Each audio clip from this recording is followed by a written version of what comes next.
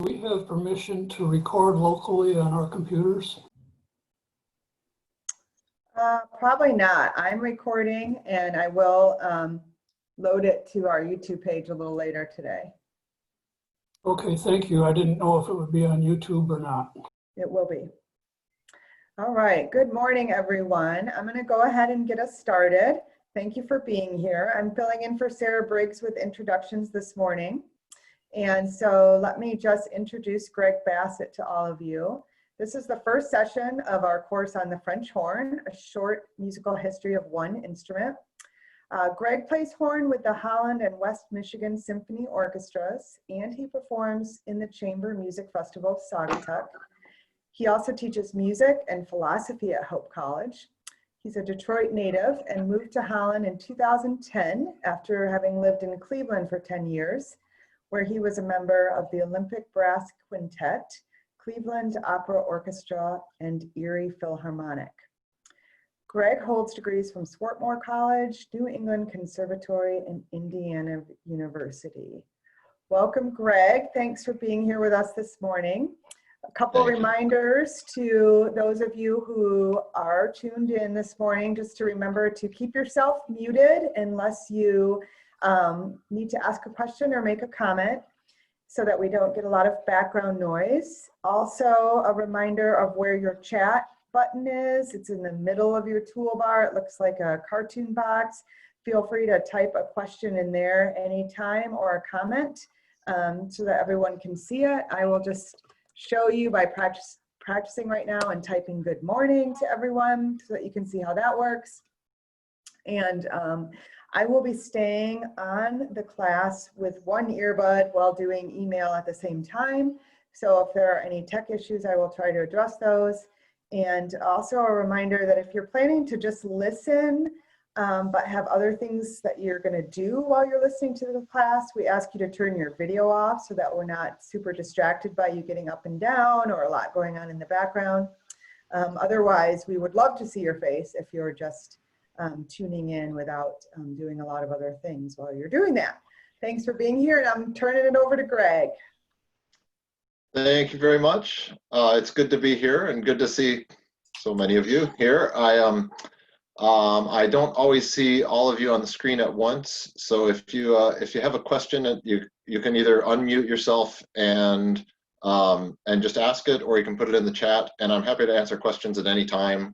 So don't feel like you're interrupting. It's okay to just go ahead and ask the question, and then I'll either get to it as soon as I see it in the chat. I've got the chat box up, or if you want to just speak up, I should be able to hear you. Can everybody hear me okay? Yep. Okay, fantastic. I am in the office of my in my house, and I'm in a room in my house, and just so that you're aware, just in case distractions come up, we have 2 dogs who might bark at the UPS truck, and 3 kids are downstairs, and they're happily watching a Pixar movie. But just in case if something goes wrong and we're interrupted by one of the 3 kids, you'll know why. But hopefully everything goes fine with that. And but just to prepare you for that in case that comes up. So I can mention that originally when I was asked to do this was before we all went into quarantine, and I had a plan, and I got somebody to play piano, and we were going to sort of do a little mini concert along with each talk and with each class, and that's still sort of in our plans, but we just put it off until next summer. So accompanying this class, many of the musical pieces that we talked about, we still have plans to put on a concert and talk next summer. So everybody is invited to that. I'll let you know through HASP when that concert will be. So if you want to do a follow-up next summer with a live concert, we're happy to do that. In any case, I have my horn with me right now, and I might demonstrate a couple things, but it's not quite the same as live. So we'll do some more recordings, some YouTube recordings and that sort of thing. When I need to do demonstrations, I'll do that. Anyway, so let's get right on with it. So one of the things that you might mention, and can everybody see the PowerPoint screen that I have up here? Should say the horn, a short musical history in one instrument. Yep. Okay, great. So one of the things you might notice is that on the HASP website, at least, it says that the title of this course is the French horn, and I've just typed in the horn here, and it doesn't make too much difference. But the French, it's called in most of the world. This instrument is called a horn. And it's really only in the United States and then a little bit in Great Britain that it's called the French horn. Nobody's, as far as I've been able to discover, nobody's too sure when the term French horn came in. It didn't originate from France. There's nothing particularly French about it, but the sort of best theory that I've been able to gather is that in England, sometime about a century or two ago, a number of people started wanting to distinguish this horn from the English horn, and so they called this horn the French horn, perhaps because some of the most prominent makers at that time were situated in France, and it didn't stick very much in Great Britain, but it did stick in the United States, and that term stuck in the United States. And sort of best guess as to why that is that in the United States you saw the development of jazz in the 20th century, and as many of you may be familiar, in a jazz ensemble or particularly a big band, there will be the horn section, which mostly consists of saxes, trumpets, and trombones.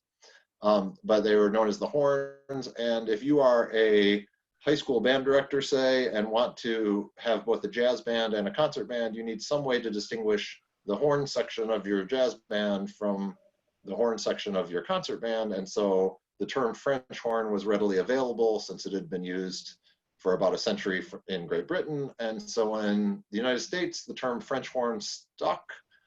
But if you go into an orchestra section of an orchestra, they'll refer to the horns. Yeah, if you go to a horn section, or if you visit an orchestra rehearsal, everybody will refer to the horns.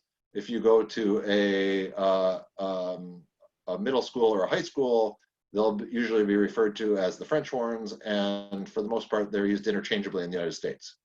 But if you go over to Europe or South America or anywhere else where you see an orchestra or the like, this will just be a horn, and that's where most of its history is from. So if you are at all confused about the difference between a horn and a French horn, they are the same, and it's only in the United States that it will be referred to as the French horn, and there's really no connection to France whatsoever. Just to clear that up a little bit, in case I have any questions about that. So in any case, I'll usually be referring to this as the horn, but if you want to call it the French horn, that's fine with me. It's not a problem.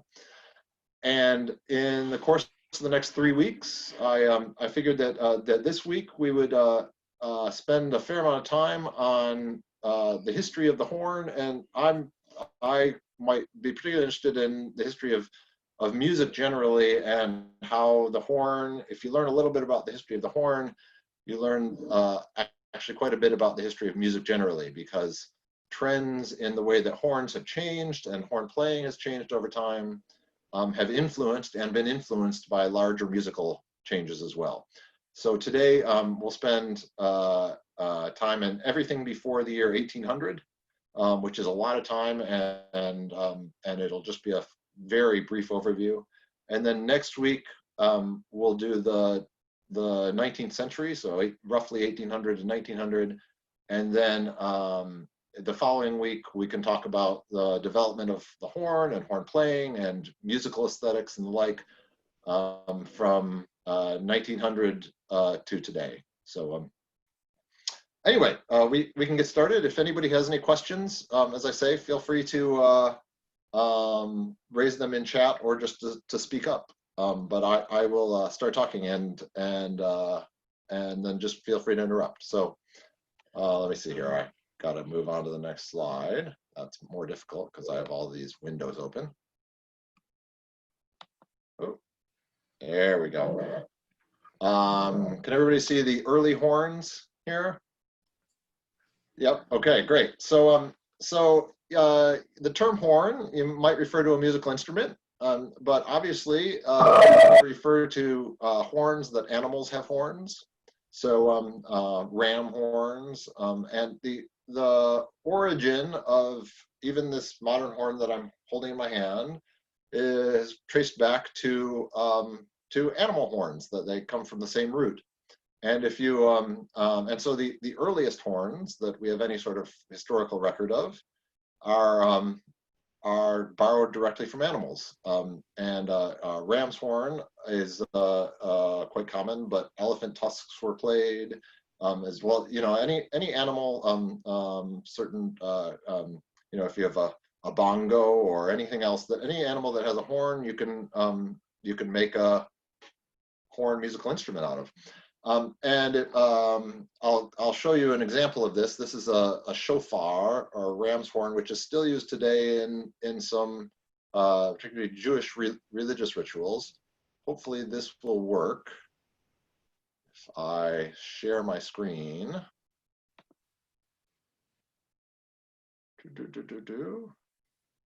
Take a look here. Here we go.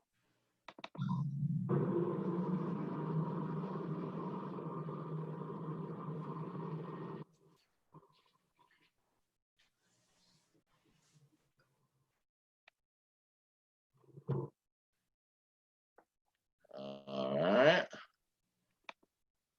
Goes off there, and then could everybody hear that? No, you couldn't hear the ram's horn? Okay, so some people, you couldn't hear it. Oh, let's try this again. Oh, and that's back to here.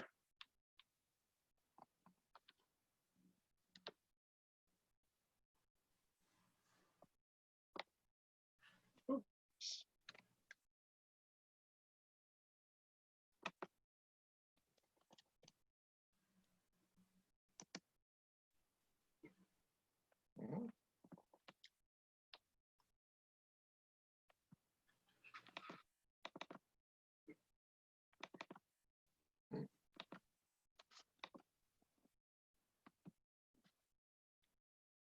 All right, so can everybody see this?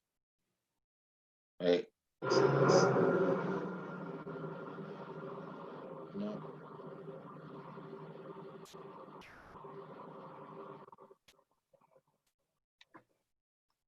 Could it? All right, now we'll see if this technology is working. Could anybody see the video of somebody playing a horn?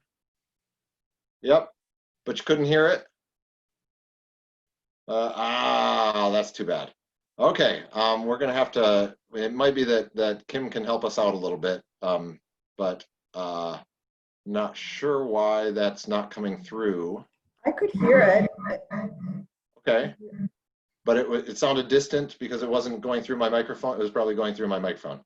Can hear it now but cannot see, and then heard it. Okay, so some people could hear it and some people couldn't.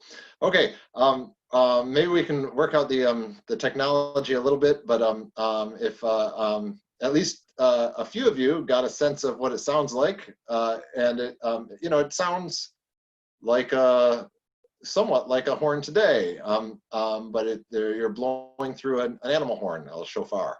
So we'll go on, and we might have a couple of technological difficulties, but that'll give you some sense. So many of you may be familiar with the biblical story of Joshua at Jericho, where the Israelites march around the city of Jericho for 7 days, and on the seventh day blow their, it's sometimes translated trumpets, sometimes translated horns. And my sort of rough reading of the historians would be that what they would be blowing on would be these sort of shofars, these ram's horns, which you could translate as trumpets or you could translate as horns, but they wouldn't look anything at all like our modern trumpet or horn. And so if you're familiar with the story of Joshua and Jericho, this is the sort of thing that will be blown on to make the walls of Jericho come tumbling down. It's the idea. Well, as you may imagine, there are a number of reasons why using animal horns is inefficient, to say the least, and why there would want to be some new technology that is added to the musical repertoire. And so at least 3,000 years ago, and maybe before then, the archaeological record is very uncertain. But at least 3,000 years ago, people started using other sort of materials to make musical instruments or signaling devices with, other than animal horns. And the two that we have records of are using wood and metal, as you know, woodworking was well developed by then, and metallurgy as well. And so I think that the earliest record that I'm familiar with a metal horn is about 3,000 years ago in Scandinavia, but chances are it was used before then. And there are a couple reasons for that, for why you would use wood or metal. One is that you can't really control how long an animal's horn is, right? That's sort of up to the animal, so to speak, or so. It's not something that you can plan or anything like that. But you can obviously cut wood or fashion metal in a variety of different lengths to suit your needs.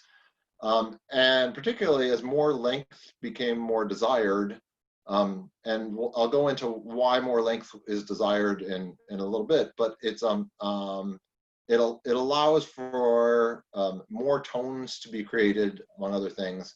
If you have more length, and in animal horns, it's rare to get a very long animal horn. You usually have to settle for a short one, which won't sound as long, and you can't get as many notes with. And so wood or metal afforded many new opportunities for people. And I give a couple examples, but wood and metal horns are found all over the world. And to give two examples, one is a didgeridoo, is native to Australia, and Alp horns, on the other hand, are obviously found near the Alps. And so we can hopefully watch a video here together, and maybe you can hear some sounds of Alp horns. If you've never heard Alp horns before, it's always a treat. But you can see how wood and metal would be used, are used all over the world to create the same sort of sound and do the same thing as you could use with animal horns. So let's try this. Here's another video.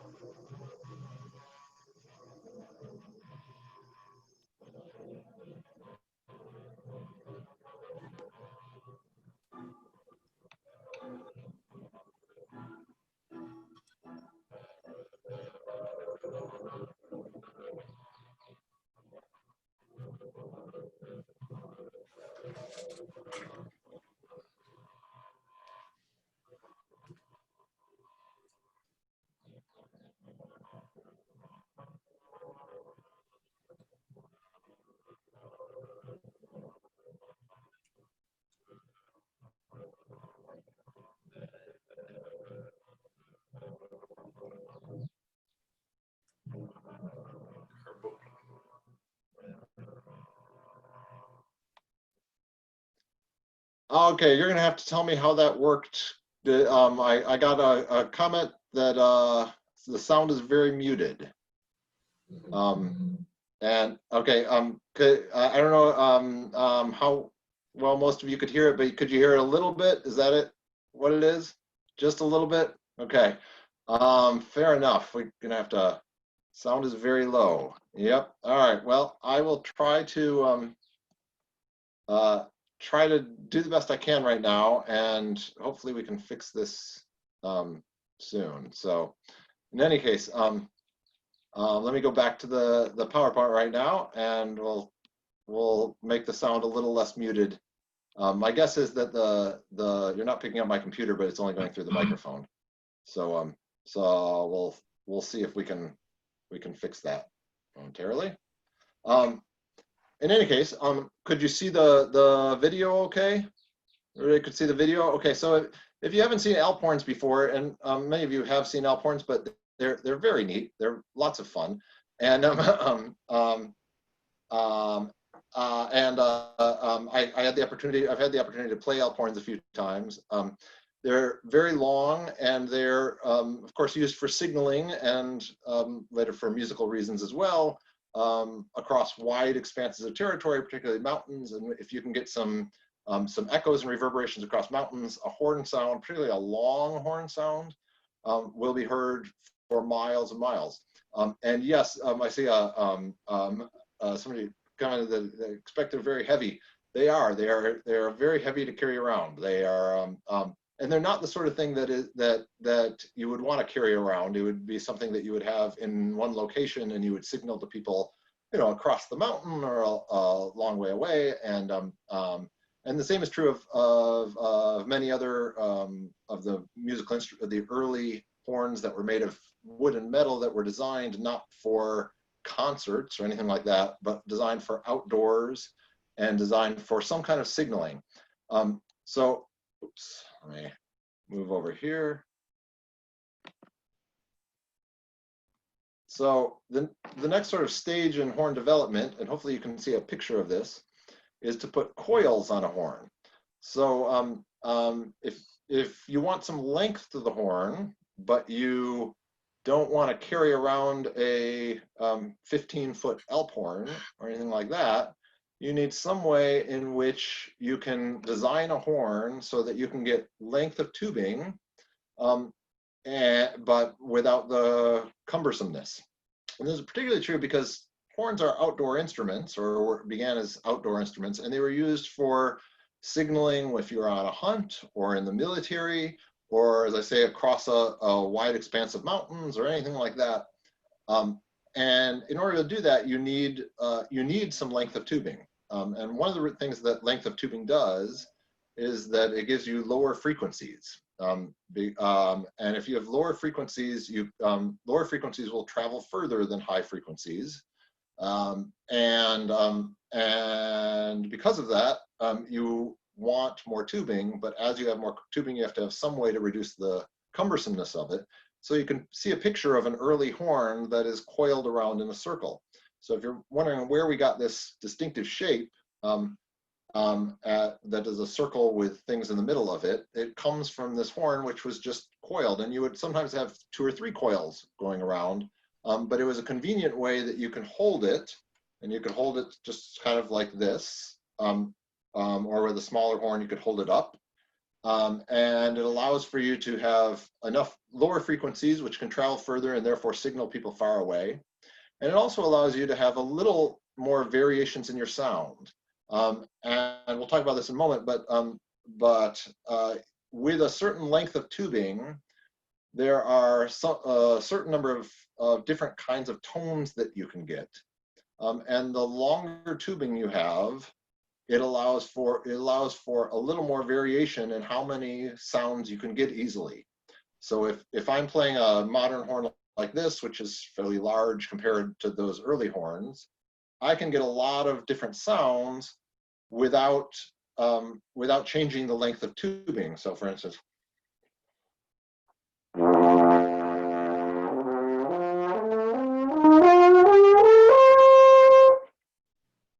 hopefully you could hear that just fine. I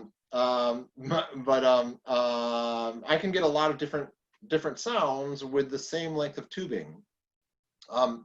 Whereas if I were to shorten this horn considerably, so I can do that, I can show you this, if I take out slide here, I suddenly have, instead of a horn that's a good 8 feet long or so, I suddenly have a horn, or I suddenly have a horn that's only about 1.5 feet to 2 feet long.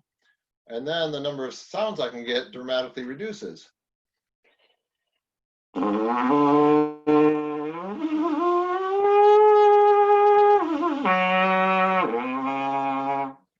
only have a few sounds there, and of course it doesn't sound as pretty because it's not coiled quite in the way that I'd want. In any case, so if I could add tubing and do that by coiling the metal around, I suddenly have a much more versatile instrument that can be used in military operations. It can be used for hunting because it's much easier to carry. It can be used for a lot of different uses. And so the next sort of stage in horn development was to add coils. And this is where we get the modern distinction between a horn and a trumpet. As I said, if you read ancient texts, what they will refer to as what translated as a horn or translated as a trumpet is not something that we would have make an easy distinction between.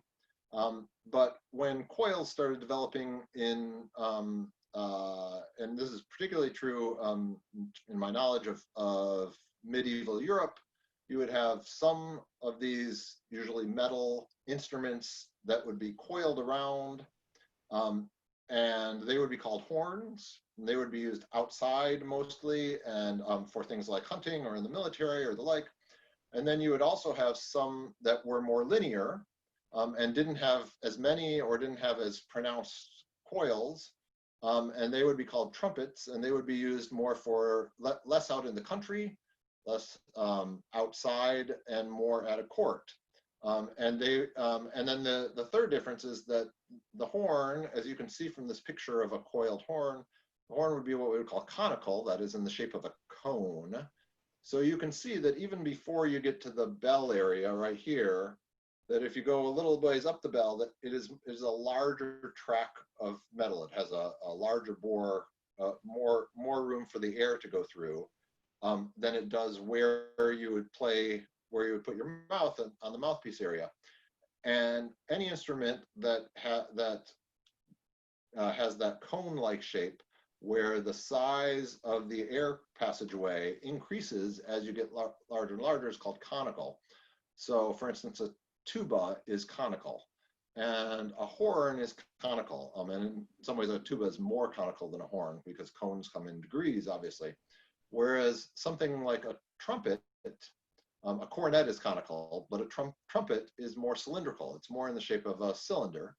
And in which case, even though there's a bell flare at the end of it, if you trace a trumpet and you go a little ways up the bell flare, it's about the same size of air passageway, just a little short of the bell, as it is over by where the mouthpiece is. And so we would call instruments like that, like a trumpet or a trombone is the same way, we would call them cylindrical. And whether you're have a cylindrical or a conical instrument is a matter of degree, but what's cylindrical sound, and this would be used for this is for trumpets and where trumpets developed, gives a much more piercing sound because it doesn't have as many overtones to it. So it's a more direct, allows for a little more sort of punch or pierce to the sound, but at the same time doesn't have all of those shimmery overtones which create warmth. So if you hear a tuba playing or you hear a horn playing, you get a little bit of shimmeriness and warmth, what we would call warmth. That's just a metaphor for having a lot of overtones that you can hear. Whereas a trumpet or a trombone, it tends to be a much more direct sound in which most of the sound is focused on one note rather than on hearing many other notes that result from it. So our modern distinction between a horn and trumpet is something that developed really in medieval Europe, and it sort of points to three different distinctions. One is the difference between a conical instrument and a cylindrical instrument. One is whether it's coiled or whether it's more linear, and all of these are a matter of degree, of course. And one is whether it was used primarily outside in the country for hunts or in military and one, or whether it was used more for court, for sort of royal gatherings or the like, in which case they tended to use more cylindrical and linear instruments, which became known as trumpets. But any sort of, if you examine the language, you realize that the terms horn and trumpet were used fairly interchangeably for hundreds and thousands of years, and so translators have to try to figure out which is more appropriate in the given case.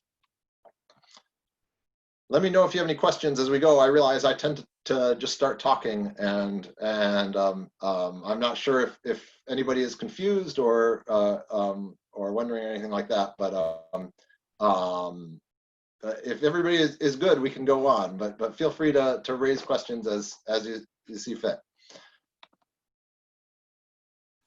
Okay, so we'll talk. I wanted to talk just a little bit about the harmonic series, or the overtone series. And as I say, one of the reasons why coils were put into horns is because you want length of tubing, but you don't want to have to carry your Alp horn around everywhere. And one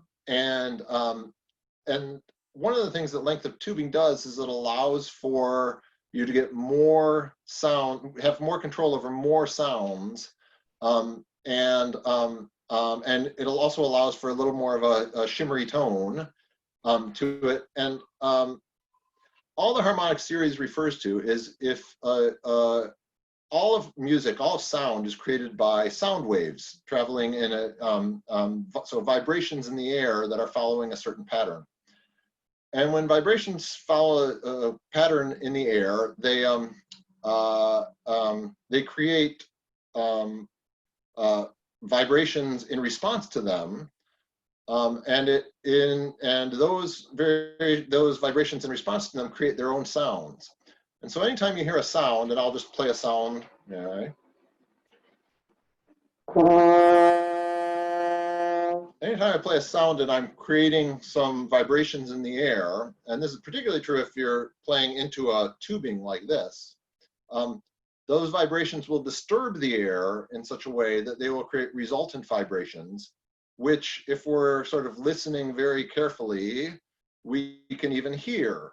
So sometimes you can play, you will play a musical note, and there will be a very faintly sort of resultant vibration there, a resultant tone that comes from that are referred to as overtones of it. Okay? And depending upon the way that it's played, those overtones can be stronger or less strong to go with them. Well, those overtones are usually in the form of a mathematical or geometric series that is derivable from the original note. So if you take a string, for instance, and you vibrate the string, which creates a vibration in the air, and then you cut it in half, it will and vibrate that string, that shorter string, that half-size string. The sound that you get will be an octave higher than the original string, and that's where we get the idea of sort of the same note but an octave higher. So, for instance, if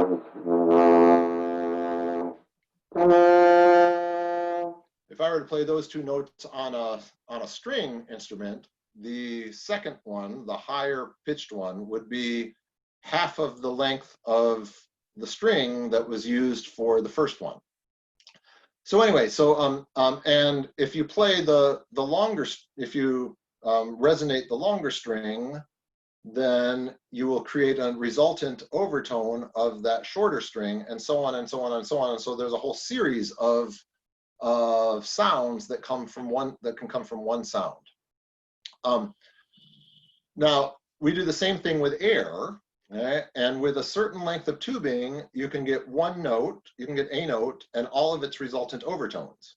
So if I take sort of the length of tubing with the main part of this horn,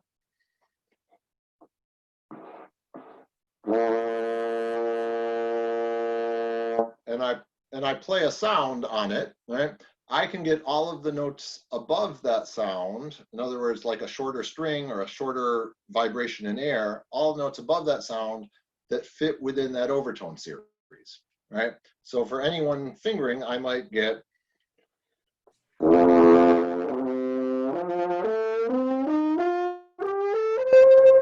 And you can hear that, especially down low, I can't get that many notes. I can't, unless I sort of use my fingers. I can't do that unless I use my fingers. So if I don't use my fingers, I can only get a few notes, particularly down low. So you can see, and that's because the harmonic series, on which certain notes are available to me, as you get lower, they are more widely spaced apart. Right? And so if you go really high in the harmonic series, you can get almost any of the notes that we commonly use. But if you're low in the harmonic series, you can only get a few of the notes that are commonly used. Okay, so what does that have to do with the horn?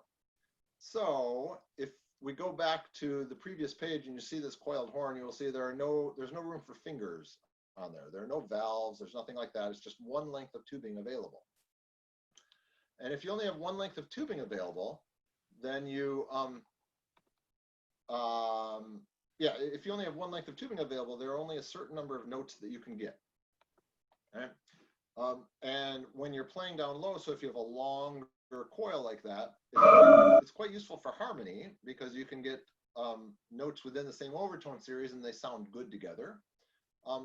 But it's very hard to play a melody on it because most of the melodies that we're familiar with have notes that are close to each other. You know, you could take a melody like,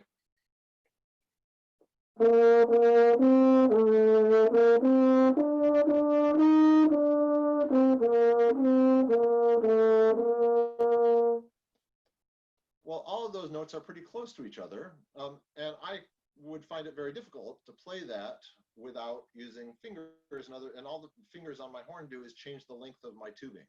So if I can't change the length of my tubing, it's going to be very hard for me to play a melody like that. So all which is to say that horns were great for signaling outside. They were great for hunting calls that don't require many notes.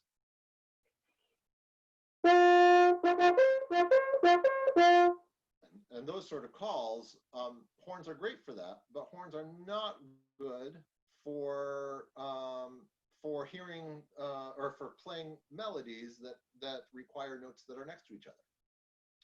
So if you've ever heard, and you probably have, but if you've ever heard plain song or chant, or what's sometimes referred to as Gregorian chant, you realize that in churches, and particularly in medieval and Renaissance churches in Europe, the music that was most prominent was this chant, and chant usually has very sort of what we would call stepwise melodic patterns.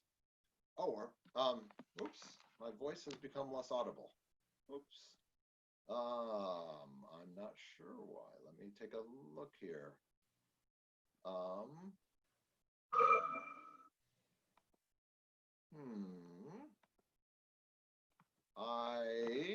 My microphone is on the same setting.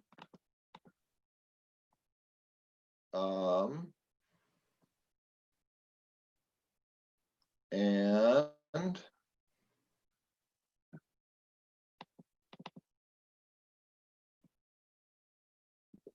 it's better now when you're sitting up closer to the mic, I think.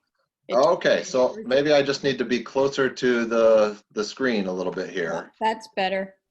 Okay. Thank you for letting me know. So I'll just make sure that I'm very close to the screen. Can people hear me now? Yep. Okay. Anyway, where was it? Oh yeah, so I was talking about music in churches tended to be focused on plain song and chant, and that relies on stepwise musical patterns, which you can't get on the sort of horn that you would see that we just talked about, that was just coiled and was one length of tubing. And so if you'll find that the horns were not used in churches for many years, I think, as far as I know, not until the 18th century. Whereas something like a trombone, which you can change the length of tubing quite easily, trombones are originally church instruments. Because they allowed for you to play melodies with not only plain song, but all of the developments that came from that, the motets and the like, which relied upon stepwise movement. And so if we say that the trumpets were originally an instrument of the court, and horns were originally an instrument of the outdoors, and then and hunting and the military and the like, then trombones, on the other hand, were originally an instrument of the church, because they have that, you don't need any fingers or valves or anything like that in order to get stepwise melodic motion. Anyway, as you can see, there are a few limitations to the horn before 1800, before valves came in. And so horn players and horn makers looked for ways to get the extra notes. So as I said, there are all these notes in between the two notes I can get easily with no changes in the length of tubing. If I can change the length of tubing, then I can suddenly get all kinds of other notes.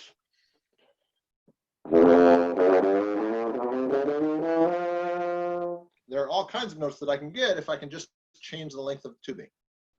And this makes it particularly difficult if you are playing in different keys. So if you are a composer and you are writing something in one key and then you want to change to a different key, you are in trouble if you have the same horns as you had before, because the horn can only play in one key because it only has one length of tubing. So, so horn makers got around this difficulty by putting in what we call crooks. So if you take a sort of coil of horn like you would have had up here, that coil of horn, and then you put in what looks like what we would call today slides. So things that you can change the length of. I'm going to hold up my example here, and I can pull this out or push it in, or presumably I could take it out entirely and just put a longer tubing in there. If I can do that to my horn, I suddenly can change the length of the tubing. And so what you wouldn't have to get an entirely new horn every time you change keys. You would just have to take out a slide and put another slide in, or they would call them crooks rather than slides. So if you see early symphonies, for instance, of Haydn or Mozart, you will have it will say something like horn in E flat, which is just referring to the length of tubing on the horn. And then in the second movement of the symphony, they will switch and they will say something like horn in C, which says take out one slide from your horn and insert in this case, longer slide, so that the horn is now playing in the key of C, and the notes available to you are on the C overtone series rather than the E flat overtone series. So horns could be used with other instruments, and they could be used to change keys as long as there was enough time for them to switch their crooks out. So that was one way that that horn makers and horn players were able to get those missing notes that they couldn't get just from one length of tubing. And then the other way that they used is that, as you can see, I have a bell here, and when I play the horn, and when horn players start to play the horn, you put your bell in there, you put your hand in there, mostly just to hold it up.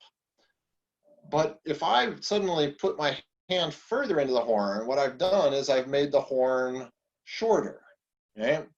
I've made the horn shorter and shorter, right? But one of the things that I've done is I've lowered the, or sort of changed the vibrations of the air so that the sound will be altered, and it'll usually go down for a time. It'll go lower and lower just by changing my hand position. I'll demonstrate here. So I'll play a note and then I'll stick my hand further and further into the bell. And you should be able to hear that the sound will go gradually down. It'll also change the way it sounds, but.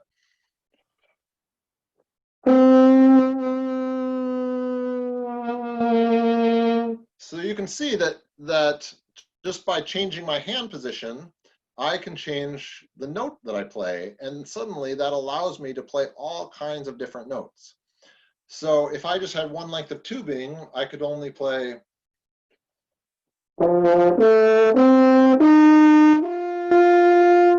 But if I can change my hand position, then I suddenly can play. And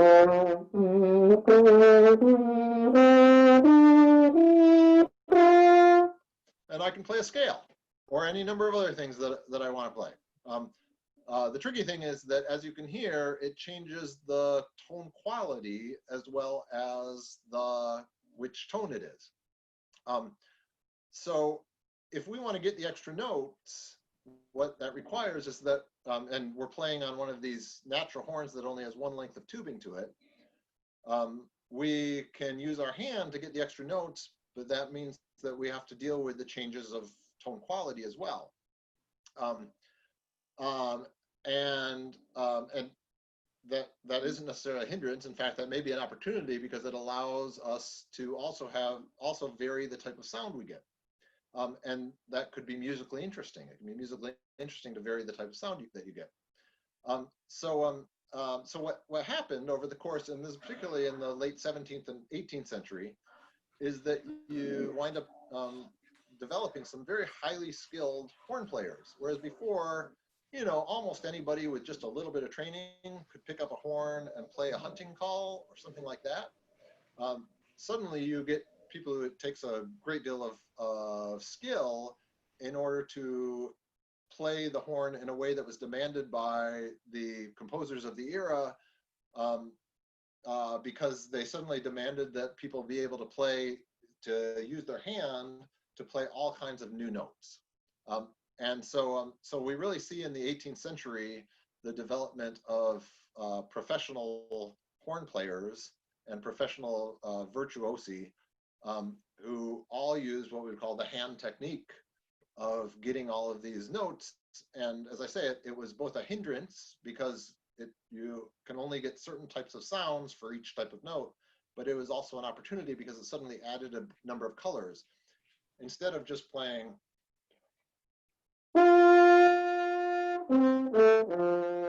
we could suddenly vary the sounds quite a bit.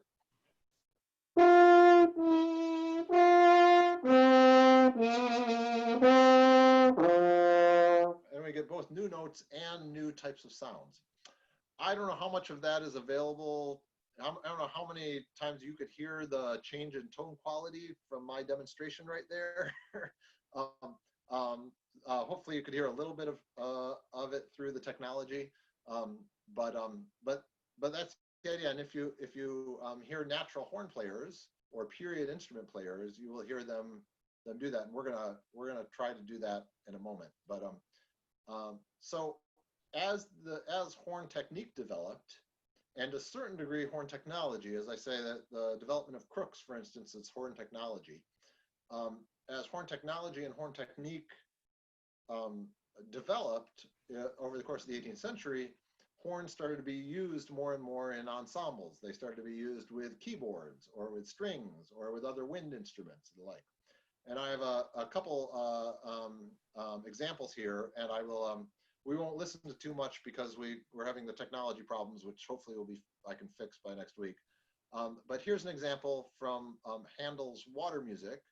So this is mid 18th century. You're getting distant with your sound again.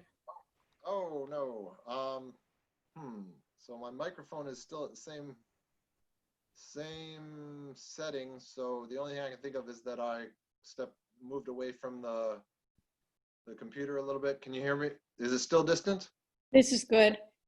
This is good? Okay. I'll make sure that I'm right next to it. So you get a big view of my face right here. Okay, I'm wondering if your horn gets in the way of the speaker.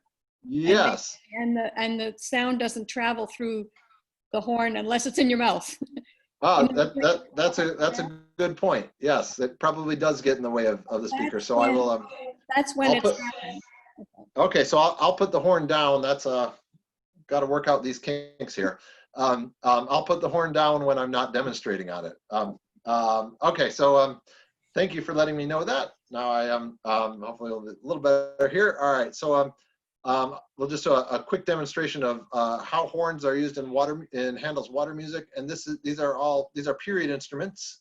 And I realize this is going to be a little bit of a distant sound, but hopefully you'll get at least a sense of how this is.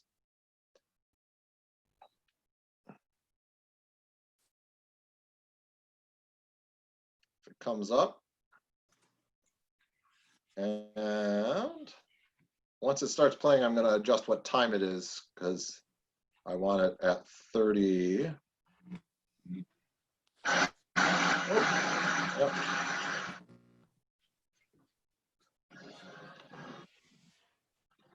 There we go.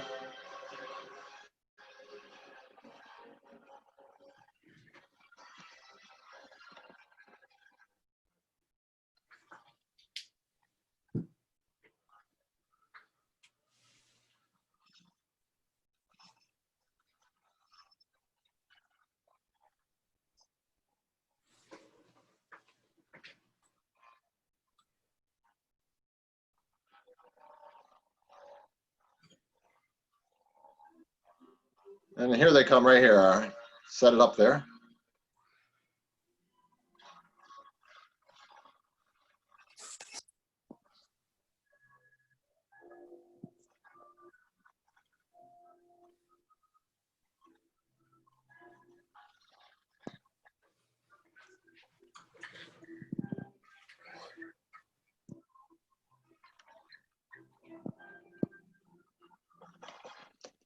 So that's all I wanted to show you right there was this. Let's go back to the PowerPoint here. Oops, that's not what I want. Yep, that is what I want. I just want there.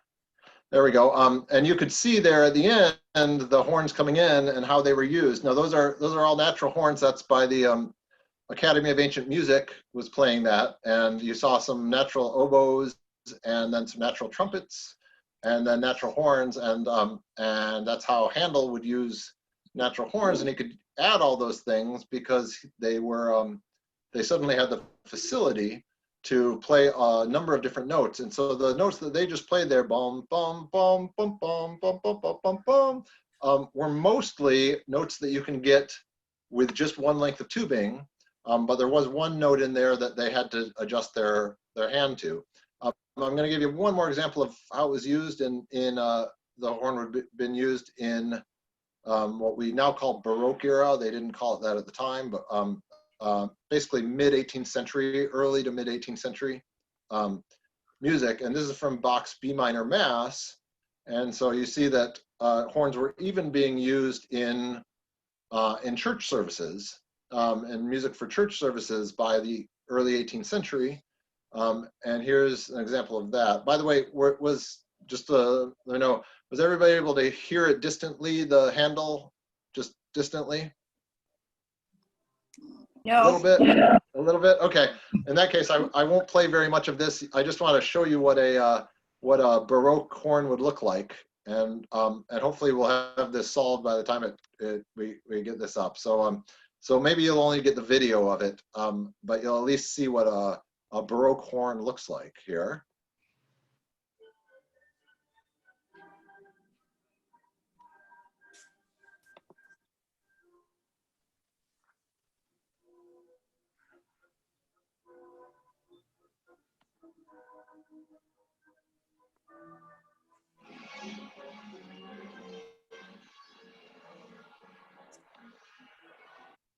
Oops.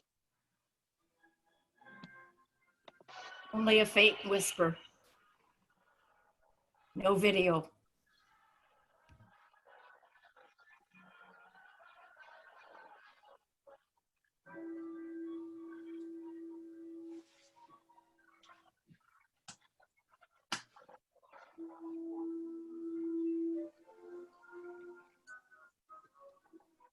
So, could everybody see that video? You Greg. didn't get the video? Greg, I could not see the video. I could hear a little bit of sound, but I'm wondering if it would be, it looks like you have these YouTube embedded in your PowerPoint, and I Yeah. would try just having YouTube open as a separate window and Okay. sharing it that way instead of embedded in the PowerPoint. Oh, okay. It went to a separate window. That's why I was, Oh, but I, okay. that's why I was, let me, oops, that's not what I want. All right, let me, It It didn't may be just, because you didn't share your screen with us. We couldn't see it. like right now I um, can, I've only been able to see the PowerPoint, not your YouTube screen. okay, let me try this. There, now I see it. We Now see you the see it? YouTube page. Yep. Yep.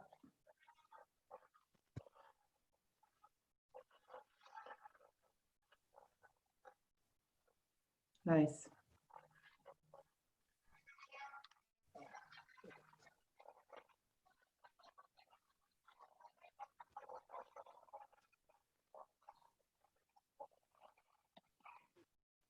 Okay, was that a little bit better? Can Did see the, it. yes, The sound isn't. no sound. Okay, not much sound. All right, we're gonna have to work on the sound a little bit here. But hopefully by See the next week, horns. I figured out how to get the sound better for everybody too. But good to know that the video, you could at least see what a Baroque horn looks like. And you can see that it's just one coil. We haven't developed valves, or we haven't developed any way to use these fingers at all yet, right? So when I show you the next, yeah, there we go. The next video, I'll assume that you can see a little bit of video and we'll only watch for about 30 seconds, rather than expecting you to hear what all that is. But in any case, as you can see, this horn doesn't have any way to use the fingers or anything, and you could get a number of different notes, but it would require some changes in tone quality as well as require changes in tone quality in order to get notes that aren't in the harmonic series, if that makes any sense. But Baroque composers started to take a great interest in that, in writing for horn. If they put them into a larger ensemble, most of the time they would stick with the overtone series because they didn't have to worry about they didn't have to worry about the different kinds of sounds coming out of the horn. They could rely on one sound. But every so often, and this includes the Handel, this includes the Bach B minor Mass, this includes Bach's Brandenburg Concerto No. 1. They would take advantage of the opportunity provided by these different sounds. And so the period movement, the period instrument movement in the United States, which began about 50, 60 years ago, really put an emphasis on playing with these different sorts of styles. And I say, if we were live, I would bring in a natural horn for you and show you a little bit. But as it is, you can sort of see the video and see what it looks like and realize that you can get all of these tones with the natural horn, but it requires changing the tone quality. And that's one of the things that attracts people to period instrument music, is that you suddenly get all sorts of different colors, you get different sounds instead of the same sort of homogeneous horn sound that you might get in with a modern instrument. The horn was also, at this time, I just listed a few examples and showed you a couple of examples of how the horn was being used in ensembles. But the horn was also, because you had this development of highly skilled players, and you kind of needed the development of highly skilled players in order for them to learn how to use their hand in order to get all the new notes. People started writing for the horn as a solo instrument. And this would include people from the early 18th century, early 1700s, like Telemann, George Philip Telemann, and Antonio Vivaldi. Vivaldi wrote a number of concertos for horns and 2 horns and 4 horns, and Telemann did the same. And then going forward in the 18th century, Franz Joseph Haydn wrote 2 concertos. There were a lot of concertos being written. and then Mozart wrote wrote a number of concertos for his friend, and I put a question mark. It's not clear that it is his friend, but a man named Joseph Leutgeb, who Mozart wrote a number of horn concertos and other pieces for Joseph Leutgeb, and he obviously had some affection for him. But in the scores that he wrote these concertos for, he often made fun of Leutgeb. He would call him names. And so if you see, there are a few manuscript copies remaining of these horn concertos by Mozart, and he would write them in different colored ink. It's not clear whether he was joking around with Leutgeb or whether Mozart just was sort of being mean-spirited or not. But in any case, he must have thought somewhat highly of Joseph Leutgeb's horn playing, because he wrote some difficult horn concertos for him. And he wrote a number of them. And it's not clear how many he wrote, but as best we can guess right now, he wrote about 6 horn concertos and a quintet for horn and strings, all for Joseph Leutgeb. Just a quick note: Joseph Leutgeb was a cheesemaker. That was his principal occupation, but he was obviously a highly developed horn player as well. And we play these Mozart concertos and love them. They're wonderful pieces of music. And they were, as I say, originally written by Mozart for his friend, who was a cheesemaker. Anyway, I realize we have a couple technology problems, but you can at least see a little bit of an example of someone playing a natural horn, playing a Mozart concerto on a natural horn. And one of the things that I like about this video is that it allows you to see the hand being used. So if you just, even if you can't hear it very well, you can see how the performer is using his hand to get all of the notes that Mozart requires on the natural horn, on a horn with only one tubing. So let's see if you can see this and this works. Let me know if it doesn't. And I gotta share this.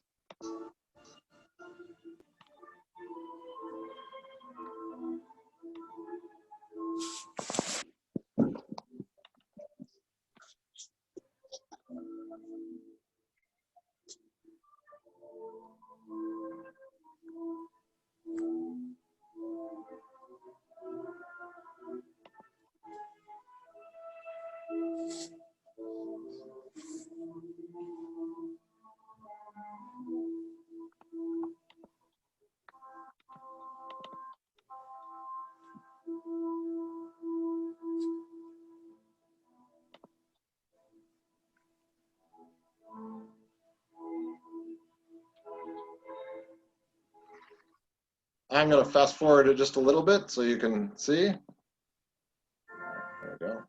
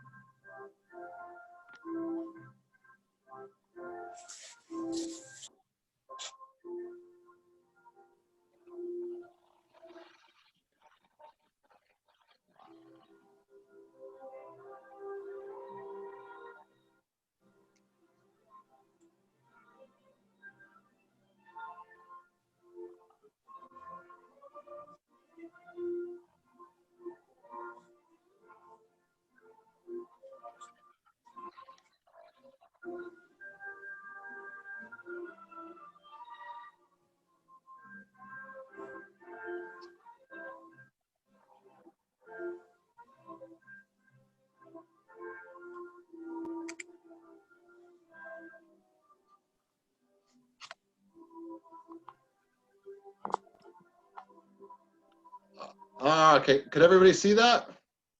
Mhm.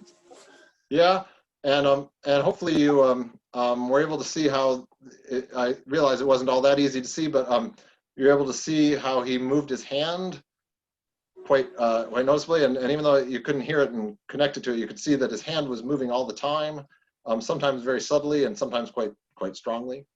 In any case, oh, is the YouTube image still on the screen? Let me see here. Stop share. There we go. Oh.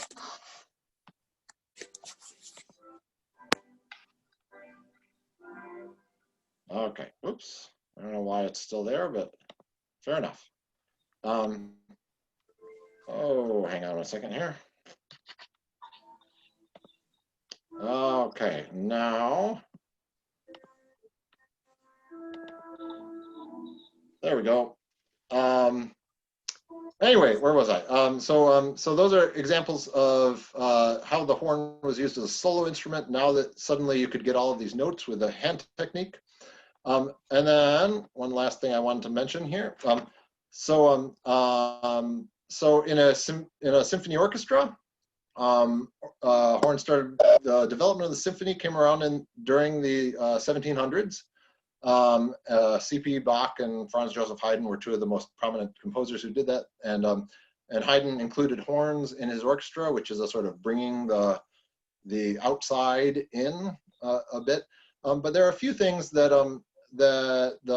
if even today when we play works by, say, Haydn or Mozart, few things about symphonic style that we've come to known as the classical style, although they wouldn't necessarily call it the classical style.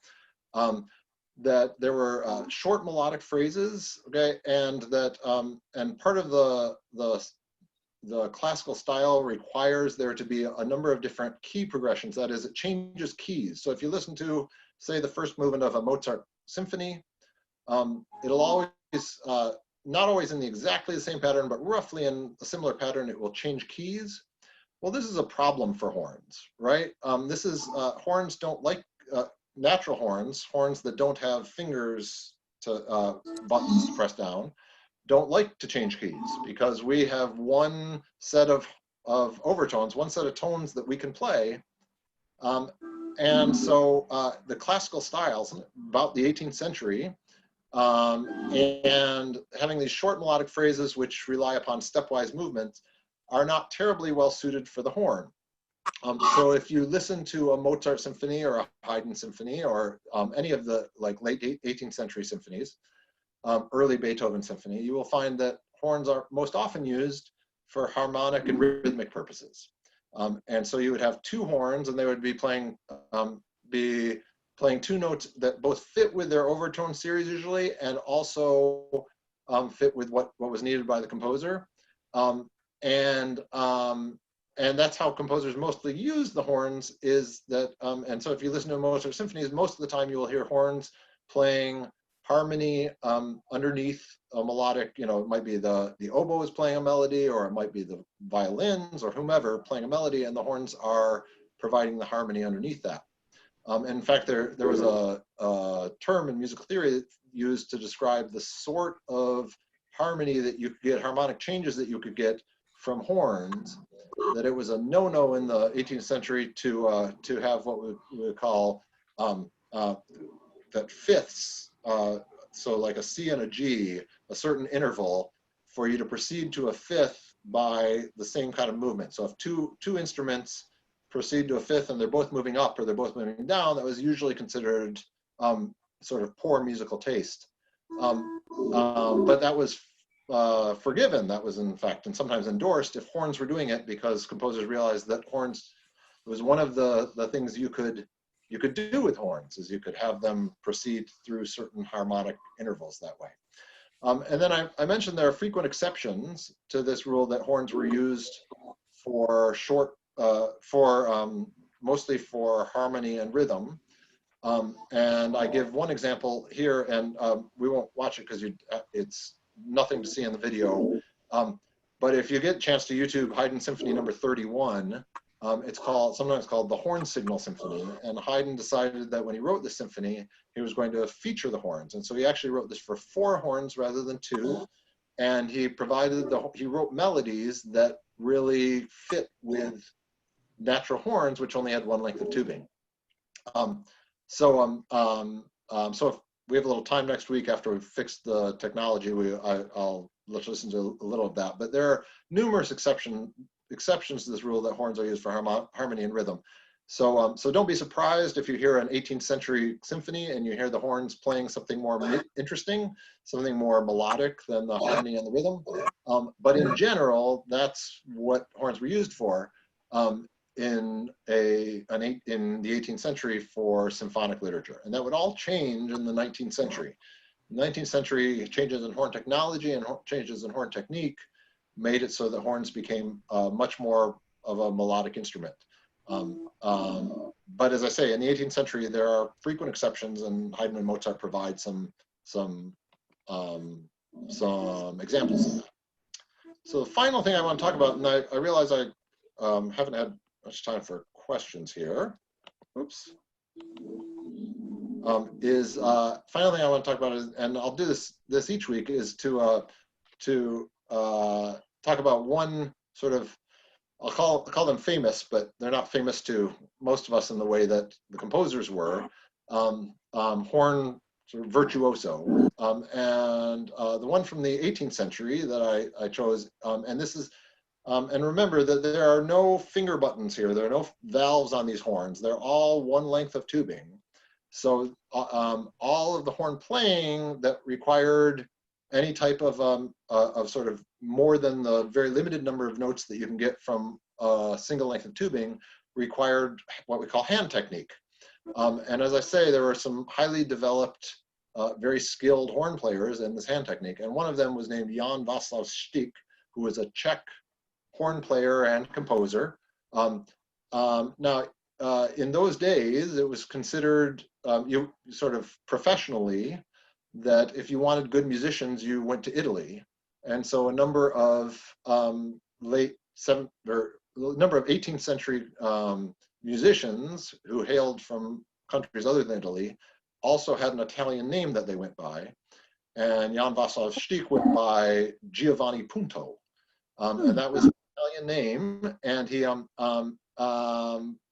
he went by that Italian name as a sort of professional name. So with his family, he was Jan Václav, and with his, if you saw a name in publication or something like that of, hey, come out and hear this horn player, he would go by Giovanni Punto. I'm not too sure where he got that name, but perhaps if I knew more Czech and Italian, I would understand where he got that name from. But in any case, sort of fascinating figure, but my favorite story of this is that involving Giovanni Punto, or Jan Václav Štík, is that he developed a friendship with a young musician in around 1800. So this would be late in his career and early in this musician's career. And that musician was named Ludwig van Beethoven. And you may have heard of him. And he asked Beethoven to write a piece that they could play together. And so Beethoven wrote a horn sonata in F. As I say, when we play a concert to accompany this class, we will definitely include Beethoven's horn sonata on there.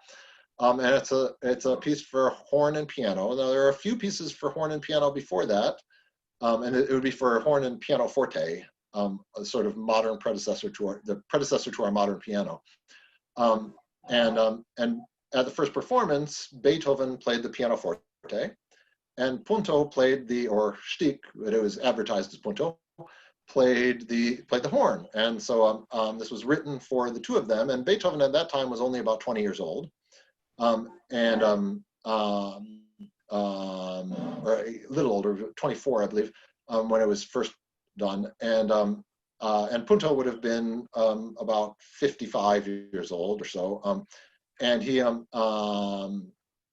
any case, they played this, and my favorite story of this is that there was a review of the concert afterwards, and in this review, the reviewer talked about this was a wonderful concert, and they enjoyed it, and they said there's a pianist and composer. He's young, and his name is Ludwig van Beethoven. We haven't heard much of him or anything, but we enjoyed his music, and he played the piano quite nicely and like. But even though nobody has heard of this fellow Beethoven, everybody has heard of the great Punto. And so if you went to this concert, you heard the great Punto playing, and it's kind of hilarious to see these reviews that obviously Beethoven became much more famous than Giovanni Punto ever did, but obviously they had a sort of mutual respect for each other as musicians, which is admirable. In any case, that's and then I can't really show you these videos because they're really just recordings, and I will work on getting the recordings a little bit better for next week, so that you will be able to hear some of the recordings and demonstrations, or I will or I'll just do a few more demonstrations on my horn. But I wanted to ask if there are some more questions. Let me look up here. If there are any questions about any of the things that discussed today, whether that's the very early horns made from animals, or early sort of coiled horns, or particularly the 18th century, and how you play with a natural horn. I should just mention that I'm just talking, but that you can turn a modern instrument kind of into a natural horn just by taking out all of these slides. And so every once in a while, I ask my horn students to take out all of their slides and experience what it's like to play a natural horn.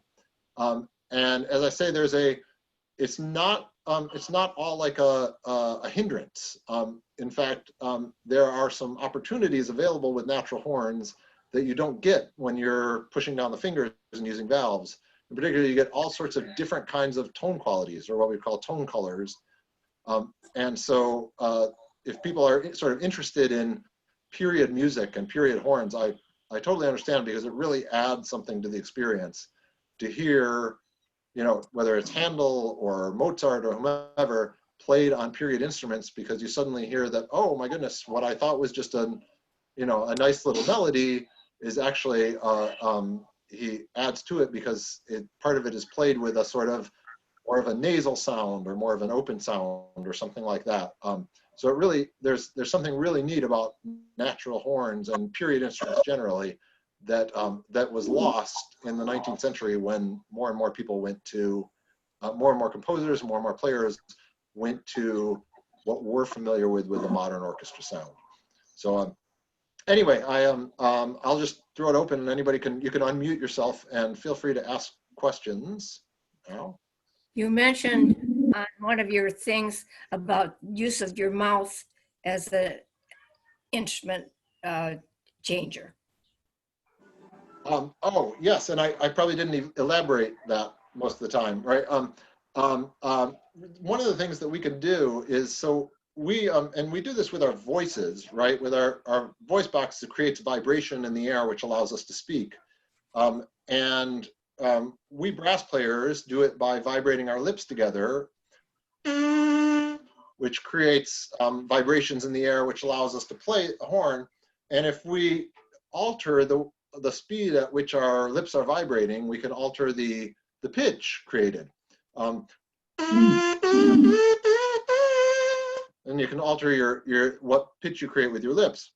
Well, one of the things you can do, even when you're playing into a length of tubing, a single length of tubing, you can learn how to vibrate your lips in such a way that you get different sounds, even though it is the same length of tubing. And it's not easy to do, and it isn't always pretty, but I'll give it a demonstration.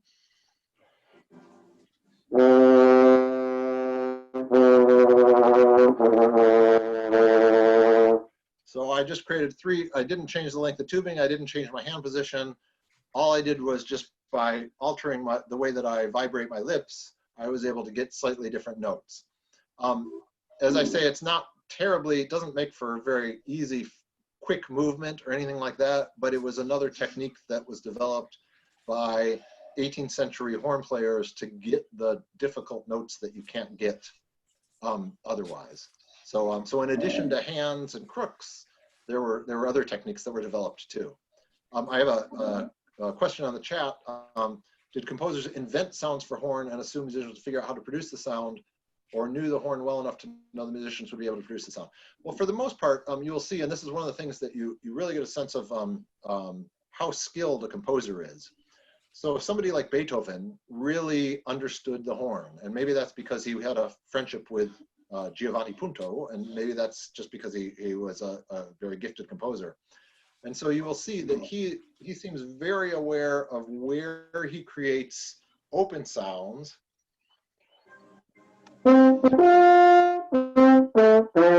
or where he creates sounds that require a hand position so that it makes a different sort of sound.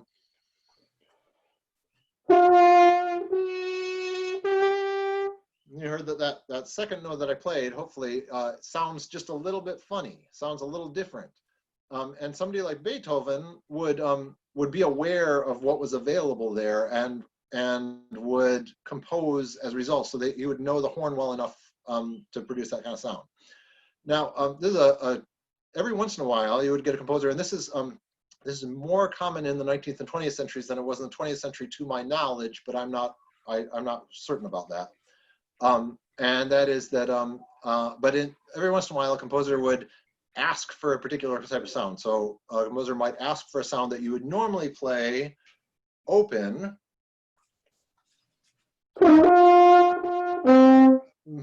but it's designed in such a way that you feel like you want to hear a little bit of buzz or attention on it, and then the horn player would have to figure out how to get that sound that the composer wanted, with even though the design of the single coil of instrument wouldn't make it easy.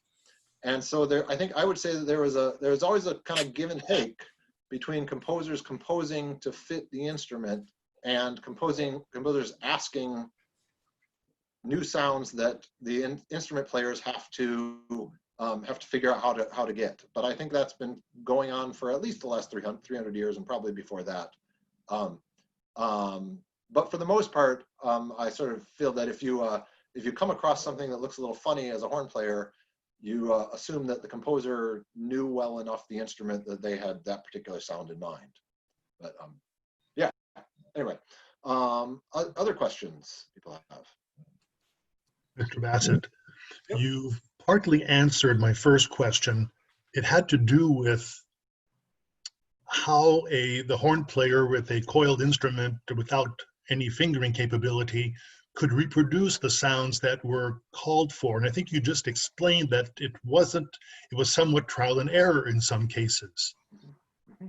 It wasn't, I would expect that a modern instrument with the proper fingering can develop any note that's written on paper. But back in the late 18th century, that may not have been the case. Yeah, I mean, back in by the time you get to the late 18th century, you have a sort of hand technique and lip technique really well developed. So somebody like, Jan Václav Stík would have been able to create almost, any note that we can create today. It would have sounded different. It would have had a different sort of tone quality, but there are very few notes that that he as a horn player couldn't get that I could get with my modern instrument. That said, yes, that was probably by a lot of trial and error, and then some teaching and the like. It required a lot of sort of what we would say is of nuance, and a lot of different sort of techniques that you had to use your hand a little bit. You might have to use your lips a little bit. You might have to. It required a lot more than today. If I, have a sixth grader or something who wants to know how to play a note, I just say, well, push down your second and third finger or something like that. And so it would have required a lot more sort of time and something like trial and error in order to figure out how to produce this note in the late 18th century than it would have required of somebody today. Right. And I find that there would be a lot of, what's the right word? It's not randomness, but uncertainty about how far or how deep the hand has to fit into the bell to produce a certain sound. And one player might get it right, and another player might be several centimeters away from that same spot and would produce a different sound, in my opinion. Yep, that's completely right. That is something we still have to deal with today, as we still do alter our hand position today, mostly for intonation reasons, but also sometimes because a composer will ask us to play with a different sound quality. And the tricky thing is that every horn is slightly different. If I, for instance, am trying to teach a student, and I say, well, put it about this far in, well, because of their horn position, because of the type of horn they have, or how large the air cavity is, or how large their hand is, or the like, it requires a lot of personalization. How far you put your hand in, how much you cover up, that sort of thing. And so it's very much a sort of an individualized skill that you just kind of have to do by practice, rather than there being something where you say, well, put it in this far exactly, or something like that. Right. Yeah. This is a great segue for my second question. You mentioned the individuality of the horns. Late 18th century, was there a horn maker? Were there several horn makers who were renowned? That's a great question that I don't have an answer to. I'm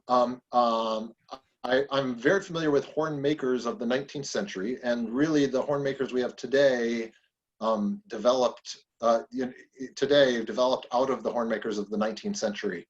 I'm not as familiar with horn makers of the 18th century. And I don't know how sort of developed it was, whether it was just somebody who worked with metals generally, a sort of brass worker of some sort, who then would sometimes make a horn for people, or whether the horn players made their own horns. That wouldn't surprise me if they made their own horns, because period instruments, people still do that today. So I unfortunately don't know the answer to that question, and that would be something I would be interested in finding out about, and maybe I will for next week. Yeah. Okay, thank you. And was brass the common alloy used? Brass was an alloy used at the time, and if you look at sort of period instruments if you look at instruments from the 18th century, you will commonly see a sort of yellow brass, or like you don't really get things like nickel silver or things like that being used much until late in the 19th century. But that said, there were a lot of different metals used, and to some extent, people used the metals that were available. And so any metal that you can, fashion into a horn, presumably, or fashion into this kind of shape, you can use as a horn, and they will resonate differently. But my guess would be that we're familiar with talking about the sort of wide range. I mean, the 18th century was filled with a wide range of different horn sounds, because all of these different countries had different traditions and the like. And I would expect that it's even more than we imagine, because there were probably different alloys being used. There weren't the modern horn factories or anything like that, where you would get the same kind of horn in Austria as you would get in Spain or something like that. It would be much more individualized. Yeah. I understand. Yeah. Thank you. Oh, okay.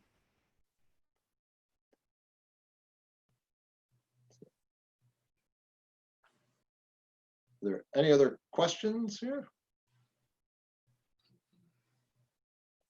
Okay. Well, I haven't. Oh, what is somebody? Oh, I just said that's great. It's almost 11, so if nobody has questions, we'll wrap it up. Okay, so I know that my task for this week is to figure out how to get the sound from my videos, so that you can hear the sound on the videos and not just see the pictures, or a distant sound. So I will get that, but I'm glad that we were able to talk this week in spite of those problems. Yes. Great. Thank you so much, Greg. I'll be in touch. Okay. Bye, Thanks. everyone. Thank you. Thanks for tuning in. Yes, see you next week. Yep.